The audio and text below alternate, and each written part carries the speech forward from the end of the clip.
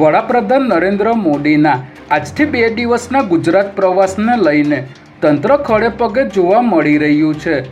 Naroda Haridarshan 4 રસ્તાથી Nikol Khodaldham ground સુધી વડાપ્રધાનનો road show છે, જેને લઈને સમગ્ર રોડ ઉપર તિરંગા અને સિંદૂરના હોર્ડિંગ તેમજ બેનરો લગાવવામાં આવ્યા છે અને સમગ્ર નિકોલ વિસ્તારમાં ચુસ્ત પોલીસ બંદોબસ્ત પણ ગોઠવી દેવામાં આવ્યો છે। સાથે જ પ્રતિબંધિત અને વૈકલ્પિક માર્ગ માટે જાહેરનામું પણ બહાર પાડી દેવાયું છે। વડાપ્રધાનના રોડ શો અને જાહેર સભાને લઈને મ્યુનિસિપલ તંત્ર દ્વારા સમગ્ર નિકોલ વિસ્તારની સુરત બદલી નાખવામાં આવી છે।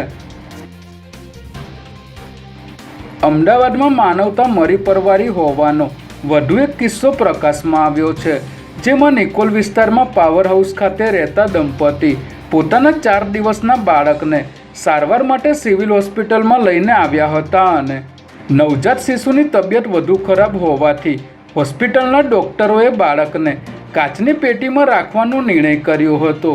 જો કે કમનસીબે બાળકનું મોત થતાં ડૉક્ટરોએ તેના વાલી વારસની શોધખોળ હાથ ધરી હતી, પરંતુ 1 સપ્તાહ સુધી માતા પિતા એક પણ વખત હોસ્પિટલમાં આવ્યા ન હોવાથી નિકોલ પોલીસે મૃતક બાળકના માતા પિતા સામે ગુનો નોંધી વધુ તપાસ હાથ ધરી છે।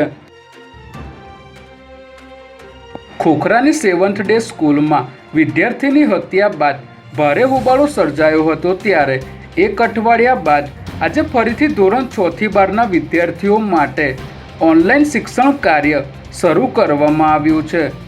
આ ગંભીર ઘટનાને પગલે ડીઈઓ દ્વારા 4 અધિકારીઓની નિમણૂક કરવામાં આવી છે, જે શાળાના કાર્યકાળ દરમિયાન શાળામાં હાજર રહીને શૈક્ષણિક અને વહીવટી કામગીરી પર નજર રાખશે અને જે વાલીઓ સ્કૂલમાંથી પ્રવેશ નીકાળીને અન્ય સ્કૂલમાં પ્રવેશ મેળવવા ઈચ્છતા હશે તેમને આ ટીમ દ્વારા મદદ કરવામાં આવશે।